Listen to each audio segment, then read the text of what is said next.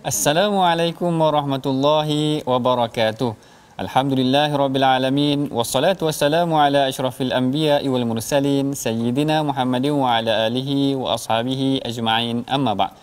Apa khabar tuan-tuan puan-puan yang berada di rumah sekalian? Mudah-mudahan semuanya berada dalam keadaan yang sihat sejahtera.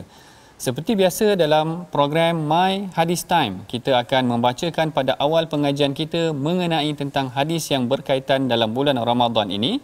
Pada hari ini saya akan membacakan pada tuan-tuan puan-puan yang berada di rumah satu hadis berkaitan dengan tentang Al-Quran dan juga tentang Ramadan, iaitu Rasulullah sallallahu alaihi wasallam bersabda, kata baginda sallallahu alaihi wasallam, as-siyamu wal Qur'anu yashfa'ani lil 'abdi yaumil qiyamah. Rasulullah sallallahu alaihi wasallam menegaskan, dia kata Al-Quran dan puasa ni akan memberikan syafaat kepada umat Islam ataupun kepada seorang hamba di hari akhirat kelak. Pada hari yang mulia ini tuan-tuan yang dirahmati Allah sekalian, hari ini kita telah masuk satu episod yang sangat menarik, iaitu tentang episod Nuzulul Quran, iaitu episod tentang yang akan mengolah, meneroka tentang hadis yang berkaitan dengan Al-Quran. Dan seperti mana yang tuan-tuan dan puan-puan tahu bahawa Al-Quran diturunkan dalam bulan Ramadan, maka perbincangan kita hari ini berkaitan juga dengan hadis yang awal yang saya bacakan tadi. Puasa dan Al-Quran akan memberikan syafaat kepada umat Islam di hari akhirat kelak. Maka perbincangan kita pada hari ini adalah satu episod yang sangat istimewa, iaitu membincangkan tentang Nuzul Quran. Seperti biasa, bersama dengan saya ada seorang tetamu yang istimewa untuk episod khas kali ini, iaitu bersama dengan saya Dr. Yusof Ismail. Apa khabar Dr. Yusof? Alhamdulillah sihat. Sihat Dr. Yusof. Macam mana datang tadi? Ada jam ke? Alhamdulillah lancar. Alhamdulillah. Baik. Hari ini agak istimewa sikit tuan-tuan dan puan-puan yang berada di rumah, kerana hari ini hanya saya dengan Dr. Yusof sahaja yang akan membincangkan tentang episod Nuzul Quran pada hari ini, iaitu episod yang akan mengaji ataupun membacakan mengenai tentang hadis yang berkaitan tentang Al-Quran. Tapi sebelum kita meneruskan tentang bacaan hadis berkaitan tentang Al-Quran, mari sama-sama kita dengarkan dahulu bacaan Al-Quran yang akan disampaikan oleh tetamu istimewa kita, iaitu Dr. Yusof Ismail. Dipersilakan Doktor. Terima kasih Doktor. Assalamualaikum warahmatullahi wabarakatuh. Para penonton yang dirahmati Allah Subhanahu wa taala sekalian. InsyaAllah kita akan meneliti dan membaca ayat Al-Quran daripada suratul Baqarah ayat yang ke-185. Jadi bolehlah tuan-tuan penonton yang berada di sana untuk berada bersama dengan mushaf masing-masing bagi sama-sama kita meneliti bacaan ayat Al-Quran ini insya-Allah. A'udzu billahi minasyaitonir rajim.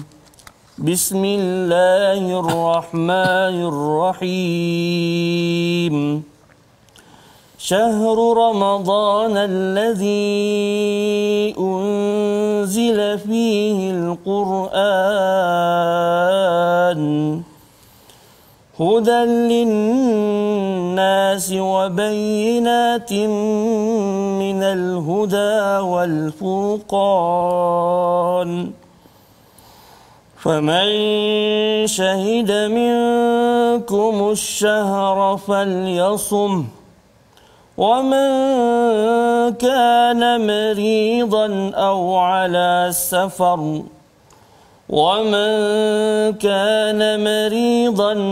على سفر فعدة من أيام أخر يريد الله بكم اليسر ولا يريد بكم العسر ولتكملوا العدة ولتكبروا الله على ما هداكم ولتكملوا العدة ولتكبروا الله على ما هداكم ولعلكم تشكرون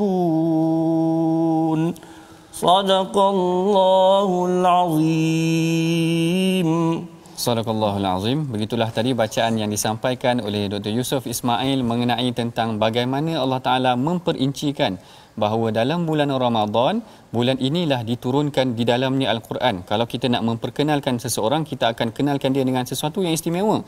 Dalam bulan Ramadan, Allah Ta'ala perkenalkan dengan satu perkara yang istimewa, iaitu Allah Ta'ala kata syahrul Ramadan alladhi unzila fihi Al-Quran, iaitu syahrul Ramadan ini, bulan Ramadan ini adalah bulan yang diturunkan di dalamnya Al-Quran. Baik, mengenai hadis yang akan kita sampaikan ataupun akan kita bicarakan pada hari ini, iaitu hadis yang sangat popular yang barangkali tuan-tuan pernah dengar, iaitu hadis yang diriwayatkan daripada Sayyidina Uthman, yang mana Sayyidina Uthman menyebutkan, beliau menyampaikan daripada Rasulullah sallallahu alaihi wasallam, Rasulullah sallallahu alaihi wasallam bersabda, khairukum man ta'allamal Quran wa 'allamah. Sebaik-baik kamu adalah mereka yang mempelajari Al-Quran dan yang mengajarkannya.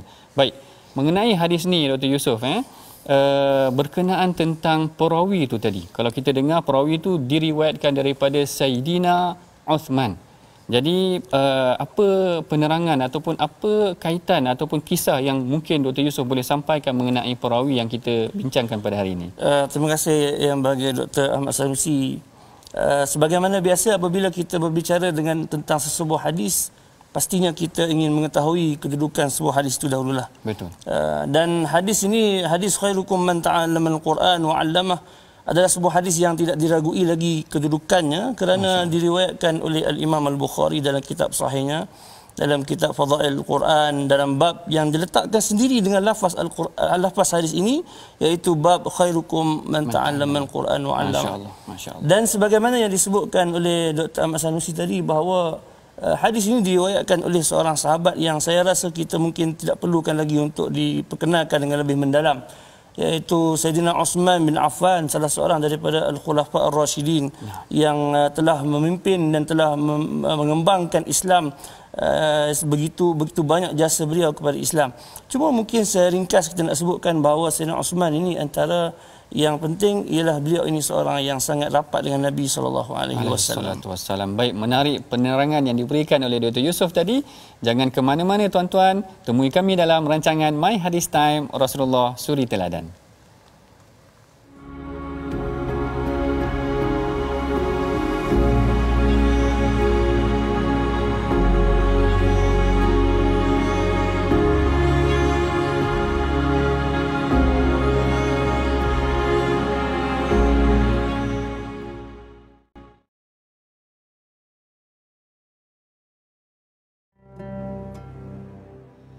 Baik, bertemu lagi dalam rancangan My Hadis Time Rasulullah Suri Teladan. Hari ini episod kita adalah episod yang sangat istimewa, iaitu episod yang membincangkan tentang nuzul Al-Quran, iaitu tentang bagaimana Al-Quran diturunkan di dalam bulan Ramadan.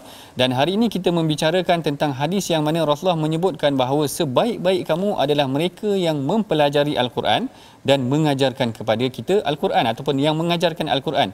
Pemilihan hadis ini adalah kerana kita bukan sekadar nak tahu tentang bagaimana nuzul Quran ataupun kenapa nuzul Quran ataupun bagaimana nuzul Quran itu berlaku, tetapi yang lebih utama adalah bagaimana kita boleh mempraktikkan daripada pengajian kita tentang Al-Quran ini tadi. Baik, kita akan masuk pada soalan yang selanjutnya, perbincangan kita bersama dengan Dr. Yusof. Boleh saya tanya soalan yang seterusnya? Ya, silakan Dr. Baik, kalau Dr. Yusof perhatikan, Rasulullah SAW menyebutkan, dia kata khairukum man ta'allamal Quran, sebaik-baik kamu adalah mereka yang mempelajari Al-Quran. Kenapa Rasulullah menggambarkan golongan yang paling baik adalah golongan yang mempelajari Al-Quran dan mengajarkan dia? Apa maksud Rasulullah kat sini? Baik, terima kasih yang bahagia Dr. Ahmad Sanusi. Pertama sekali, bila kita melihat hadis ini, sebenarnya hadis ini menggabungkan dua aspek yang sangat penting berkaitan dengan Al-Quran. Itu perlu kita jelas dahulu, iaitu man ta'allama Al-Quran wa 'allamahu, iaitu ta'allum dan ta'lim, iaitu mempelajari Al-Quran dan mengajarkan Al-Quran. Jadi manusia yang terbaik yang disebutkan Nabi SAW ini ialah manusia yang menggabungkan kedua-dua ciri-ciri ini di dalam dirinya, iaitu sebagai seorang yang mengajarkan, sebagai seorang yang mempelajari Al-Quran, dan pada masa yang sama dia juga mengajar Al-Quran kepada orang lain. Baik, kenapakah Nabi SAW meletakkan orang yang berkaitan dengan Al-Quran ini sangat tinggi kedudukannya, Dr. Masih? Ya. Kalau kita lihat, jawapannya sangat jelas, iaitu Al-Quran itu sendiri sebagai sebuah kitab yang menjadi asas kepada Islam itu sendiri. Masya Allah. Tanpa Al-Quran tiadalah Islam. Tanpa Al-Quran tiadalah perundangan Islam. tanpa Al-Quran tiadalah petunjuk bagi kita dalam menjalani kehidupan kita seharian. Maka dengan baginda memberikan penekanan yang begitu besar, kelebihan yang begitu besar kepada Al-Quran, itu meletakkan suatu asas yang sangat jelas kepada kita umat Islam bahawa dengan kita mempelajari dan mengajar Al-Quran ini sebenarnya adalah kita mengembangkan Al-Quran itu. Itu menjadikan orang yang berkaitan dengan Al-Quran itu sangat tinggi dan sangat istimewa kedudukannya di sisi Islam. Jadi saya rasa ini juga adalah satu yang sangat baik bagi kita untuk kita faham sebenar-benarnya bahawa kedua-dua kaedah ini mempelajari dan mengajarkan sesuatu adalah kaedah yang paling utama dalam memastikan hidupnya sesebuah panduan yang diturunkan oleh Allah Ta'ala kepada manusia. Terima kasih banyak Dr. Maksudnya penerangan yang sangat mantap ya. Dr. Yusof memang dah biasa bercakap dalam TV ke macam mana? Biasa. Nanti sekadar soalan selingan. Saya juga tertarik dengan penerangan Dr. Yusof yang kata tadi bahawa maknanya tak memadai seseorang tu mempelajari Al-Quran sahaja, tapi dia kena mengajarkan juga Al-Quran. Jadi kalau kat sini kita nak tengok, kalau kita dah ahli keluarga kita dah belajar Quran, isteri saya dah belajar Quran ke, anak saya dah belajar Quran, apakah kelayakan dia orang nak mengajar Quran tu? Sebab nanti kan orang kata pandai-pandai dia nak ajar Quran, dia ada kelayakan ke? Apakah kelayakan ataupun boleh ke seseorang yang baru belajar Quran dia terus mengajarkan Quran? Ini suatu yang sangat besar sebenarnya untuk kita uraikan dalam masa yang sangat pendek, kerana ilmu mengajar dan mempelajari Al-Quran itu kita perlu melihat kepada bidang apakah yang diajarkan, yang dia belajar. Tetapi kalau soalan tadi menyentuh tentang mengajarkan Al-Quran kepada anak-anak di rumah, saya rasa ini suatu yang biasa, yang mana seorang ibu ataupun seorang bapa sekiranya dia mempunyai ilmu yang cukup tentang ilmu tajwid sekurang-kurangnya, iaitu jika dia mengajarkan pembacaan Al-Quran, bagi saya dengan mempunyai ilmu tajwid yang asas, yang cukup, itu sudah memadai untuk dia mengajarkan anak-anak. Tetapi kalau ingin mengajar di masjid dan di surau, saya rasa ini satu perkara yang kita perlu bincangkan lagi, insya-Allah. Betul. Dan saya ada satu soalan tambahan juga untuk Dr. Yusof. Kadang-kadang saya tengok dalam situasi yang semasa ni, orang yang mengajar Al-Quran ni kadang-kadang dia meletakkan harga yang sedikit. Katakan macam tu, kadang-kadang orang sensitif sikit. Tak boleh lah letak harga mahal ni, orang nak ngaji Quran tak boleh letak harga mahal. Macam mana Dr. Yusof? Bolehkah kita letak harga? Saya berpandangan bahawa masyarakat perlu lebih mempunyai belas kasihanlah kepada guru Al-Quran. Kita mungkin sanggup berbelanja dengan begitu banyak untuk sesuatu yang lain, tetapi untuk Al-Quran yang menjamin kehidupan kita di dunia, menjamin kehidupan kita di akhirat, apakah sangatlah jumlah wang kalau kita keluarkan untuk perkara yang begitu besar yang menjamin kehidupan kita dunia dan akhirat. Saya rasa itu suatu yang penting untuk diberikan. Menarik penerangan Dr. Yusof. Maknanya tidak menjadi masalah sepatutnya tuan-tuan puan-puan yang berada di rumah kalau kita sanggup memberikan ataupun mengeluarkan wang yang lebih untuk perkara yang lain, maka apakah nilainya ataupun apakah salahnya untuk kita memberikan lebih juga untuk pengajian Al-Quran? Kerana tuan-tuan pun tahu bahawa Al-Quran adalah satu perkara yang akan membimbing seseorang itu ke arah kehidupan yang lebih baik. Kalau bayangkan kalau anak kita daripada kecil lagi kita dah dididik ataupun kita dah didik mereka dengan Al-Quran, maka mudah-mudahan dia akan membesar dengan petunjuk Al-Quran. Maka Quran tidak lengang daripada jiwa dan hatinya, bahkan pembacaan mereka terhadap Al-Quran akan menaikkan kedudukan mereka. Ini selaras dengan hadis yang Rasulullah sampaikan, Iqra' warqi fa inna akhira manzilataka yaumal qiyamah akhir ayat taqra biha. Rasulullah kata, nak bacalah dan naiklah. Maknanya orang yang akan baca Quran, kedudukan dia akan naik hingga ke penghujungnya ataupun hingga ke tempat yang tertinggi di hari akhirat kelak. Baik, perbincangan yang selanjutnya kita akan masuk lagi selepas ini. Jangan ke mana-mana. Program My Hadis Time, Rasulullah Suri Teladan.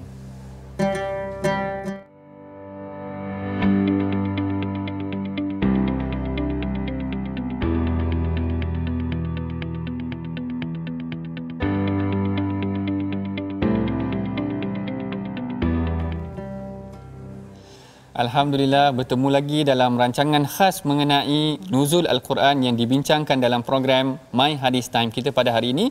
Kalau kita tengok awal pengajian tadi, kita dah bincangkan bagaimana yang menyampaikan hadis ni namanya adalah Saidina Uthman. Iaitu Saidina Uthman, orang yang mempunyai jasa yang besar terhadap Al-Quran. Beliau yang mempunyai ataupun mengusahakan ada inovasi daripada beliau mengumpulkan Al-Quran ini setelah mana para sahabat pada zaman beliau berselisih tentang Al-Quran ataupun bacaan, maka Saidina Uthman kumpulkan dengan satu mushaf satu mushaf ibu.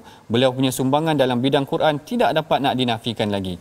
Pada perbincangan kita yang kedua, kita dah tanya pada Dr. Yusof mengenai tentang maksud yang dimaksudkan oleh hadis Rasulullah tentang siapakah golongan yang terbaik. Kenapa Rasulullah gambarkan orang yang belajar Quran ini sebagai golongan yang terbaik, dan apakah boleh, yang penting juga tadi, apakah boleh sebenarnya kita meminta upah ketika kita mengajarkan Al-Quran.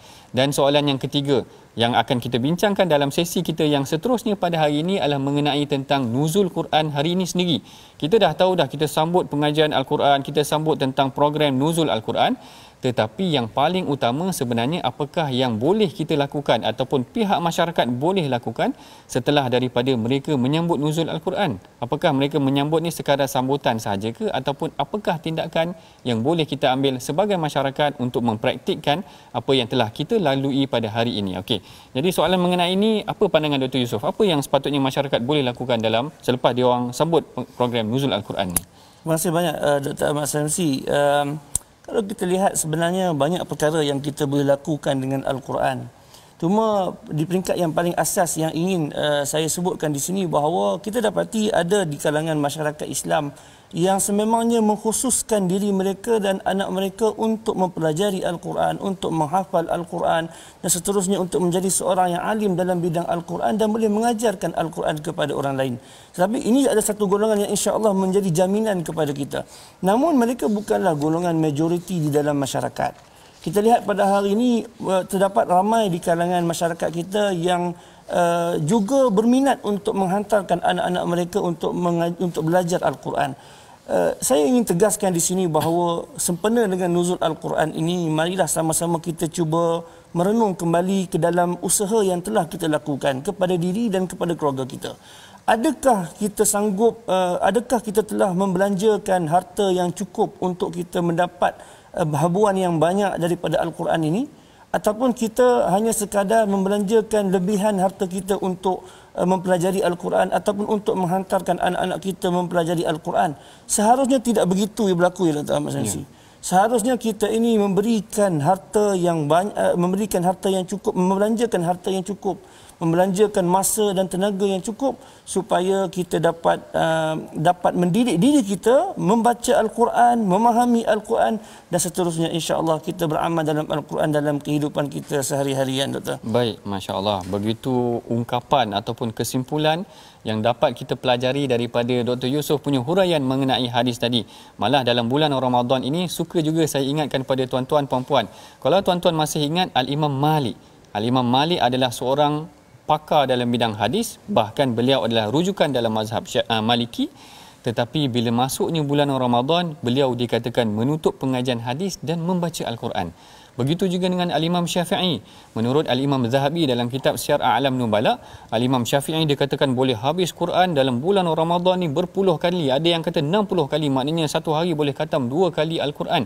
Maknanya mereka, para ulama, para salafus salih yang terdahulu bersungguh mengaji Al-Quran, mempraktikkan Al-Quran, bahkan melatih diri mereka dengan Al-Quran dalam bulan Ramadan ini, dan begitu juga dengan bulan-bulan yang selanjutnya. Baik, kita telah pun hampir sampai kepada penghujung rancangan. Seperti biasa, saya menyeru kepada tuan-tuan, puan-puan yang dirahmati Allah, agar kita marilah sama-sama menyumbang kepada tabung gerakan Al-Quran. Tabung yang akan kita usahakan untuk memperkasa program-program pengajian Al-Quran dan hadis. Baik, kita telah sampai kepada penghujung rancangan. Bagi mengakhiri pengajian kita pada hari ini, mari kita sama-sama angkatkan tangan berdoa kepada Allah Ta'ala. Dan hari ini insya-Allah kita, bacaan doa kita akan dipimpin oleh tetamu kita yang istimewa, Dr. Yusof Ismail. Silakan Dr. A'udzu billahi minasyaitonir rajim. Bismillahirrahmanirrahim. Alhamdulillahirabbil alamin wassalatu wassalamu ala asyrafil anbiya'i wal mursalin وعلى آله وأصحابه أجمعين. آمين. اللهم إنا نسألك علما نافعا وعملا متقبلا ورزقا طيبا. Ya Allah, jadikanlah Al-Quran penawar bagi kami.